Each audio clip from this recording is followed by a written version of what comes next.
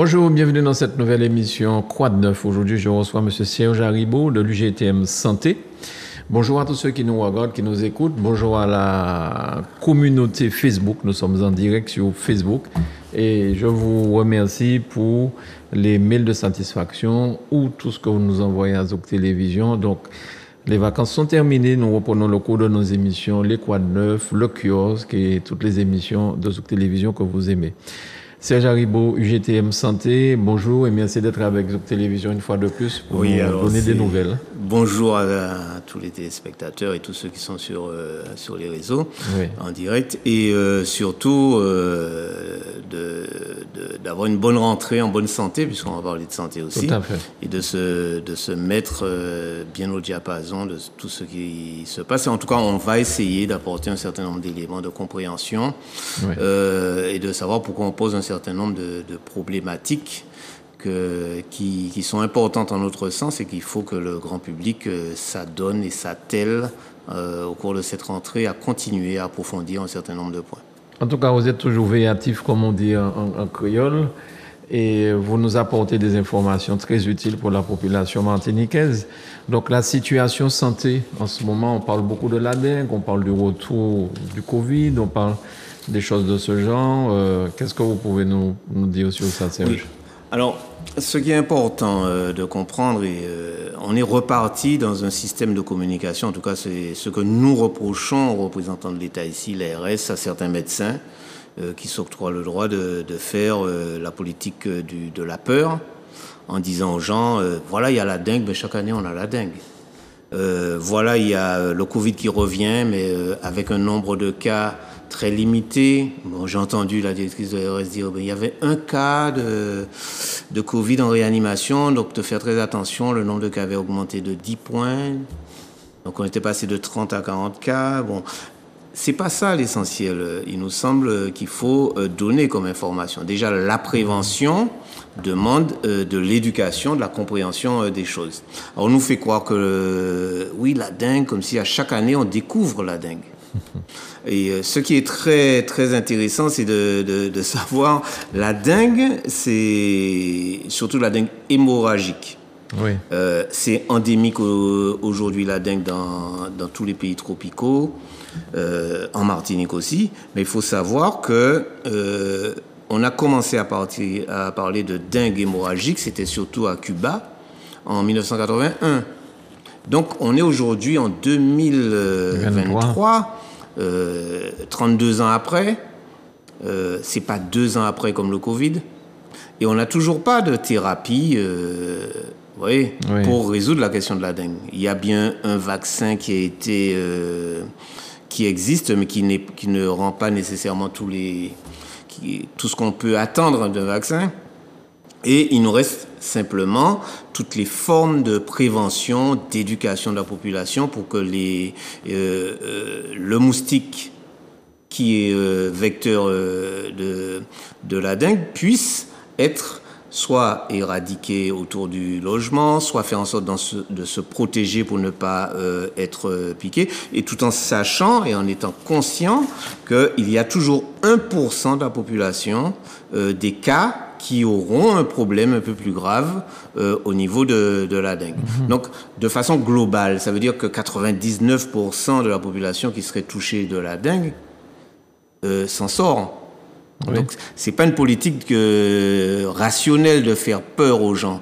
Faire peur aux gens sans apporter une compréhension véritable de ce qui se passe. Ce que nous disons et que nous formulons, si l'OMS estime qu'il y a 50 millions de cas annuels, c'est pas 2, c'est 50 millions. Et il y a 500 000 cas de dengue hémorragique. L'essentiel, c'est de dire que ces 500 000 cas nous intéressent et qu'il y aurait lieu de pouvoir trouver des solutions adaptées avec la population aussi, avec le concours de la population dans tous les quartiers. En tout cas, c'est ce que nous estimons en Martinique, qu'il y ait une population active en matière de prévention. Il y a aussi des recherches qui ont été faites pour trouver des moyens de modifier génétiquement les moustiques pour qu'ils ne puissent plus reproduire, être vecteurs de ce problème de dengue. Et là aussi, c'est un peu chou blanc depuis 2-3 ans. On sait qu'on peut, ça a été essayé à La Réunion, mais on n'a pas, l'Institut Pasteur ne nous donne pas autant de résultats que le Covid. Hein. C'est ce qui nous intéresse. Donc, c'est une maladie qui revient, qu'on appelle réémergente, parce que la globalisation de l'économie, la mondialisation, les circulations de personnes, mais aussi... du moustique lui-même. Hein? Voilà. Donc le moustique, il peut être dans n'importe quel type de bagage. Hein. Ça peut être des matières qu'on transporte. Hein. Bien sûr. Et il va se retrouver... Donc on en trouve en France des moustiques qui sont vecteurs de la dengue. Ouais. On en trouve en Europe maintenant des foyers. Donc c'est peut-être là le moment de dire, là aussi on a un souci avec ce problème et qu'il y a lieu pour que 500 000 cas de dengue hémorragique, on réduise et qu'on quantifie chaque année les résultats de la lutte qu'on va mener contre ce problème. Donc là, important selon nous de rappeler. Alors, pour le Covid, c'est pareil. Là, aujourd'hui, on nous dit, attention, le Covid revient, mais personne ne nous parle et ne nous dit le bilan qui a été effectué concernant les effets indésirables. Alors, ce qui est intéressant, c'est qu'on a quand même un organisme comme l'Agence nationale qui est là pour la sécurité du médicament et des produits de santé, l'ANSM, qui a produit un document concernant les effets indésirables. On a plus d'une personne sur 1000 qui aurait un effet indésirable. Alors, c'est quand même assez important à savoir. Sûr. Ils ont quantifié ça, ils ont regardé, il y a déjà 156 788 000 injections qui ont été réalisées au 8 juin 2023 et on a un certain nombre de nouveaux cas qui ont été répertoriés. Alors, avec des conséquences graves, des conséquences non graves, mais quand on dit non graves, ça veut dire quoi? Ça veut dire que vous n'avez pas pris le vaccin, vous n'aurez pas de conséquences graves et non graves. Vous avez pris le vaccin, vous avez des conséquences graves et non graves. Donc il y a un risque. Et ce risque-là, on le doit en termes d'information à la population. Il y a des effets qui sont confirmés, comme les myocardites, les péricardites. Il y a de l'hypertension artérielle. C'est de l'augmentation de la tension artérielle, des troubles menstruels, ça, les femmes en ont beaucoup parlé, des saignements qu'elles n'avaient pas, qui sont beaucoup plus importants. Ça sont des effets confirmés. Et puis il y a des effets que la NSM dit qui sont potentiels, qui sont sous surveillance, en attente de confirmation. Mais la liste, ça grandit de mois en mois. Les zonas, les néphropathies, la polyarthrite, l'hémophilie acquise, les syndromes de Parsonage-Turner, les pseudo-polyarthrites, l'hépatite, la surdité, les troubles du rythme cardiaque, les maladies des reins, du pancréas, encore du foie, ce sont des événements qui sont là potentiels, qui ont été répertoriés. Tout ce qu'ils disent, c'est que avant de confirmer que c'est principalement lié au vaccin, il nous faut encore étudier encore. C'est ce que dit l'Agence nationale du médicament pour ne pas remettre en cause l'efficacité pour certaines personnes de ces vaccins. Mais il n'empêche que le droit à l'information voudrait que les autorités en Martinique, en Guadeloupe, en Guyane et partout dans le monde informent la population. Vous avez su communiquer, dire piquez-vous. Et aujourd'hui, vous ne savez pas dire, attention, il y a quand même un certain nombre de dangers. C'est tellement vrai que concernant cette situation-là, on a encore pour la France une nouvelle campagne de vaccination. Alors, là, on parle bien d'effet de la piqûre, du vaccin. On parle pas de l'effet d'avoir eu le Covid. Non. On parle bien du vaccin. Du vaccin, on parle des effets secondaires du vaccin. L'ANSM a répertorié tous les types de vaccins et pour chacun des vaccins, il donne Comirnaty de Biotech et Pfizer, Comirnaty encore, et tous les vaccins sont répertoriés, on donne les risques qui sont posés. Donc ça c'est une première chose, et c'est possible pour ceux qui veulent fouiller sur Internet. Vous allez sur le site de la NSM, tous les 2 mois environ, ils renouvellent le dénombrement des effets indésirables. Donc ça c'est une chose. Et c'est aussi pour inciter la population, ne restez pas là à ne rien dire. vous voyez, il y a des gens qui déclarent leurs effets indésirables. Et c'est important parce que ça ramène au niveau scientifique et au niveau de l'information un certain nombre de données. Et il y a beaucoup de gens, alors quand on dit plus d'1 sur 1000, je suis certain qu'il y a beaucoup plus parce qu'il y a beaucoup de gens qui ne déclarent pas les effets indésirables. C'est ça. Parce qu'il faut faire il y a aussi l'accès à la possibilité de le déclarer. Vous allez demander à une personne âgée d'aller sur Internet et de faire ta déclaration en ligne, vous avez tout compris, hein, ce ne sera pas fait. Donc voilà un peu cette situation-là. Par contre, ce que nous disons, pourquoi une campagne de vaccination, grippe saisonnière. Alors c'est une nouvelle campagne qui arrive là. C'est une note d'information interministérielle qui est parue le 19 juillet 2023, c'est encore ça, c'est accessible, on peut le retrouver sur Internet. Et dans cette directive, sont ciblées principalement les personnes âgées et certaines personnes dans des centres psychiatriques. Okay. Donc, des personnes au niveau de la décision, de la compréhension du droit à l'information et du respect de l'information correcte et du choix sont en difficulté aussi. C'est ça. Bien. Alors, une campagne d'information qui demande aux responsables d'établissement, puisque de mettre en application un objectif de couverture vaccinale, et on lie la grippe, puisqu'il y avait déjà le vaccin chaque année pour la grippe, avec la vaccination pour le Covid, c'est-à-dire double vaccination, et on leur demande d'être actifs et d'être les promoteurs dans leurs établissements. Et c'est là que nous demandons à tout un chacun de prendre des responsabilités. Comment vous allez faire ça? Il faut l'aval des gens. Il faut de la transparence. Il faut de l'aval des gens, donc une information correcte. Et deuxièmement, de la famille lorsqu'elle est responsable de la personne qui est dans les établissements, les EHPAD, centres d'hébergement pour les personnes dépendantes. Faites attention, c'est de l'hébergement pour personnes âgées dépendantes, donc qui ont besoin d'une prise en charge et de personnel autour d'eux. Et le personnel ne doit pas remplacer, et ça nous interpellons fermement les collègues là-dessus, vous ne remplacez pas la famille dans ces décisions.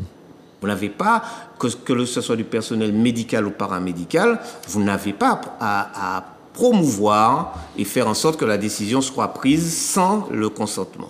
Parce que ça s'est produit pendant la période de crise Covid et on l'a dénoncé de façon ferme. Mais là encore, nous demandons aussi au directeur d'établissement, à l'ARS ici, pourquoi vous n'informez pas la population que cette campagne va débuter? Ça, c'est la première chose. Qu'ils soient alertés, qu'ils soient au courant. Et que les personnes ciblées soient elles-mêmes au courant que ce n'est pas simplement la grippe qu'on va leur proposer, on va leur proposer grippe et Covid. Ça, c'est une première chose. Les personnels aussi. Nous avons déjà dit plusieurs reprises que, concernant la Haute Autorité de Santé, n'avait pas retenu comme obligatoire, premièrement, la question de la vaccination pour le Covid, puisque ça a été suspendu, mais aussi toutes les autres vaccinations, il n'en restait plus qu'une.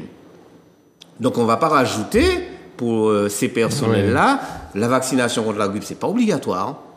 La vaccination contre le Covid, ce n'est pas obligatoire dans les établissements.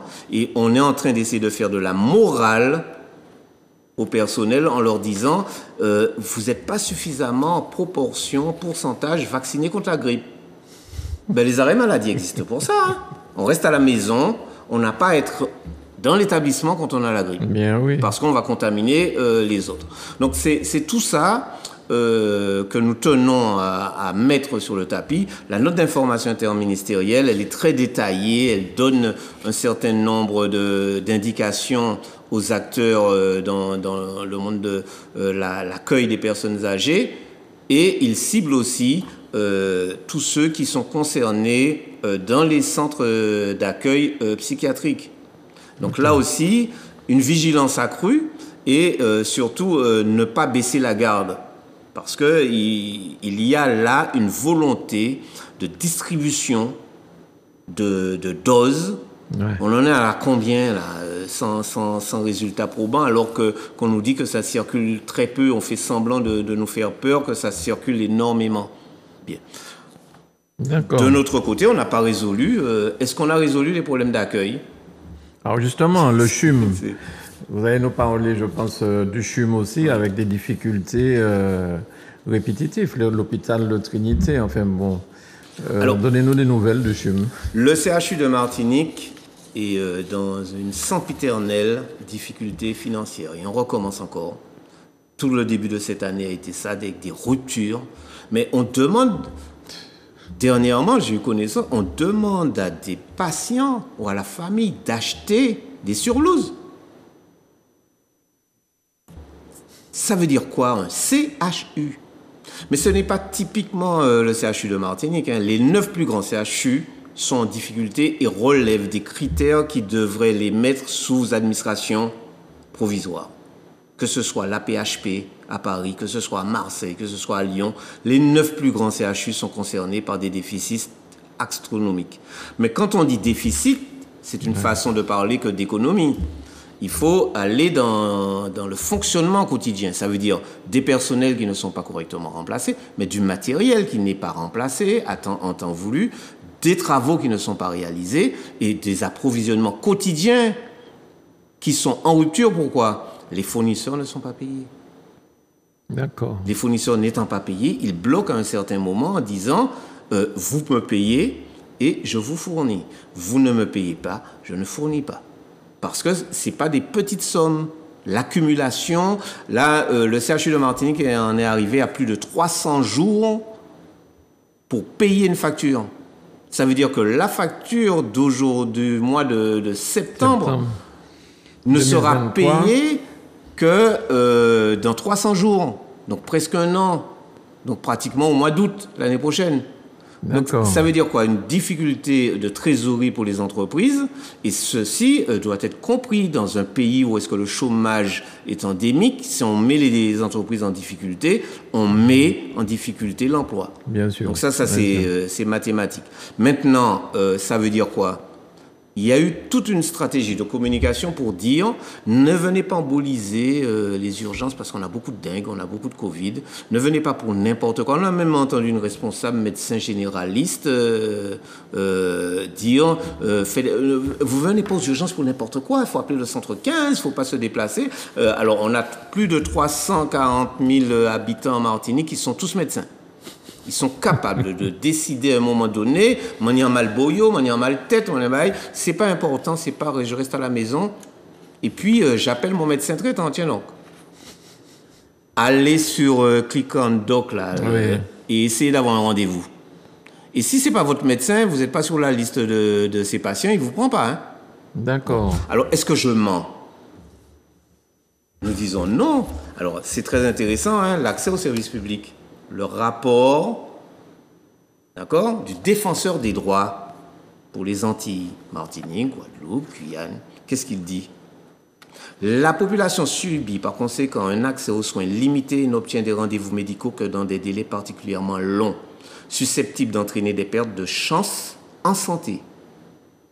C'est pas moi qui le dis, parce que habituellement c'est nous qui disons, qui dénonçons ça. Il y a des pertes de... Voilà un document officiel, République française, défenseur des droits, qui indique et qui alerte sur le soin dans les Antilles est dégradé. Une situation qu'il dit de grande dépendance vis-à-vis de la métropole, on dit plus ça, donc il faudra qu'il enlève ce terme, mais du fait de leur éloignement géographique, mais les habitants éprouvent de grandes difficultés à organiser leur parcours de soins dans de bonnes conditions, entraînant des situations de renoncement aux soins ou des retards de prise en charge et donnant le sentiment d'une médecine à deux vitesses. Tout n'est pas possible sur place. On a toujours dit ça.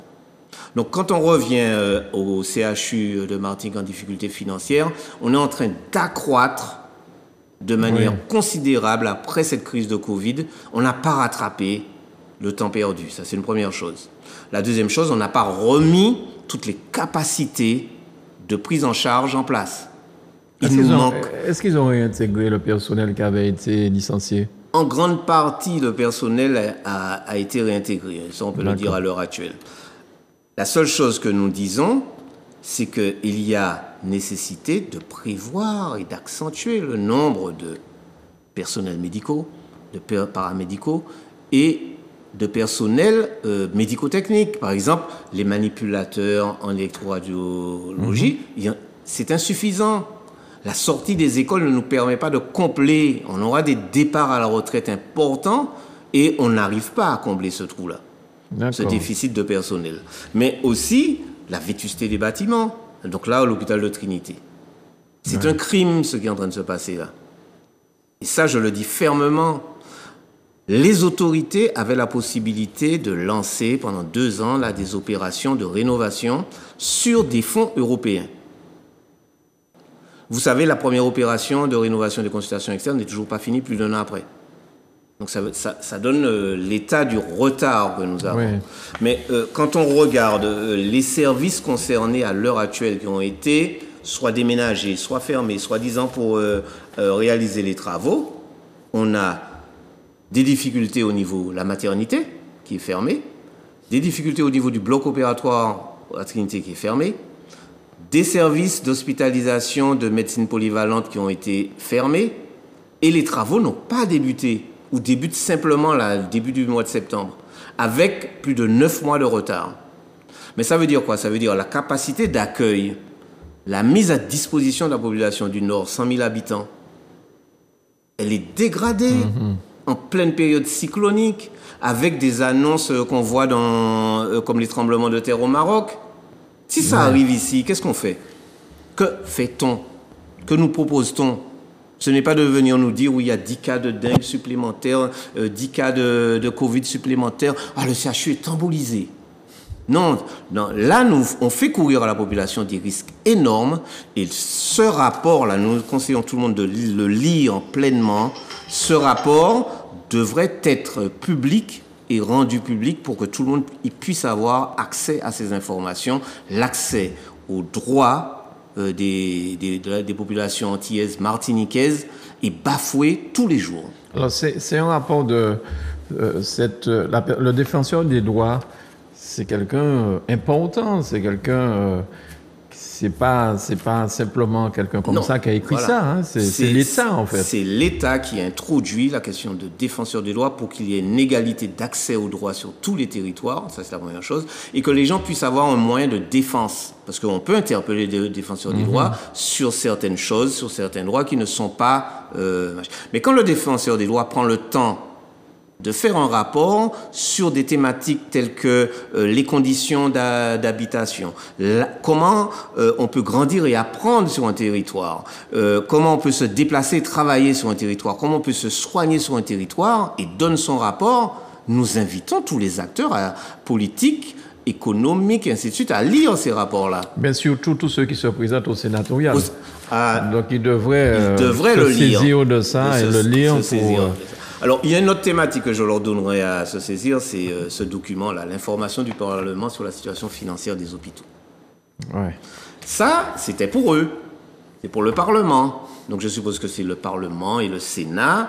C'est 2023, mai 2023, la Cour des comptes, qui indique bien qu'il y a des problèmes de transparence du ministère sur les situations financières, sur les tableaux qui doivent être présentés sur la situation des hôpitaux pour la réalité et pour savoir les fonds qui sont octroyés ou à octroyer, comment on fait. Donc ça aussi, c'est important, je ne vais pas détailler, mais je crois qu'ils disent qu'il y a des progrès nécessaires. Ils sont gentils, c'est la Cour des comptes. Ils ne vont pas flinguer le gouvernement, mais ils disent que quand même, il y a des textes qui sont sortis en 2022 qui n'ont pas été mis en œuvre, qui n'ont pas été appliqués. Ils demandent pour 2024 que lorsqu'on va décliner l'offre le plan pour la sécurité sociale, pour le financement par la sécurité sociale de tous les hôpitaux et le financement de tous les droits que l'on acquiert avec la sécurité sociale, qu'il y a lieu de se référer à ces textes qui ont été produits en 2022 et qui ne sont pas respectés. C'est quand même tout de même dommageable qu'on ait des situations de ce type-là, de difficultés de fonctionnement, de difficultés de santé, et c'est surtout le public qui est en difficulté par rapport aux cliniques privées, lucratives, qui existent en France de façon générale et qui n'ont pas les mêmes difficultés que l'hôpital public. On peut dire aussi que tout le monde n'a pas les moyens de prendre l'avion, surtout que les prix d'avion ont explosé. Et tout le monde n'a pas l'argent pour pouvoir partir en France, se faire soigner, comme certains qui peuvent le faire. Ça veut dire que vous avez lu le document? Non, j'ai pas lu le document, je vais le lire. C'est une boutade. Bien sûr. C'est dedans aussi. C'est-à-dire, se déplacer. C'est pas tout le monde qui a la possibilité. C'est inscrit dans ce rapport-là. Ouais. Ce que j'aime bien, c'est que ce n'est pas nous qui le disons. Voilà, c'est le gouvernement. C'est le gouvernement qui reconnaît, en quelque part, par le défenseur des droits, que certaines personnes ont des pertes de chance parce qu'ils ne peuvent pas partir. Payer un billet, des billets qui coûtaient plus de 1 000 euros derrière. Bien sûr, bien sûr. Le retour à 1 200, 1 300 euros. En voyageant dans la classe là, inférieure, hein? C'est pas en première. Comme on dit dans le poulailler. Merci beaucoup Serge Haribo, représentant donc de l'UJTM Santé. Puis je me demande, lorsque je vois que le gouvernement français, mais les autres pays aussi, mais trouve de l'argent à donner régulièrement, je vois, on va débloquer 1 million, 2 millions pour l'Ukraine en plus. Je me demande comment les Français qui vivent sur le territoire français, qui travaillent, qui payent des impôts, est-ce qu'ils ne devraient pas profiter aussi de cette manne qui semble trouver chaque fois pour l'Ukraine? Alors on prend le cas du Maroc, c'est très simple. Hein. Il vaut mieux prévenir, je pense à mon ami Albéric Marcelin, qui est très pugnace et que l'on encourage et on dit à la population, écoutez bien ce qui est dit. Il vaut mieux dépenser avant pour prévenir, comme on a demandé pour l'hôpital de Trinité, reconstruisez aux normes. Reconstruisez les bâtiments dans les EHPAD et Maventura aux normes, au lieu d'attendre que ça soit détruit par un tremblement de terre et qu'on voit tout de suite il y a des millions qui arrivent. Donc ils existaient avant. Voilà. Donc, merci beaucoup Serge. Merci à vous d'avoir suivi cette émission passionnante avec Serge Haribo comme d'habitude. Merci à Manuela pour la réalisation. Je vous souhaite une excellente journée. Bye bye.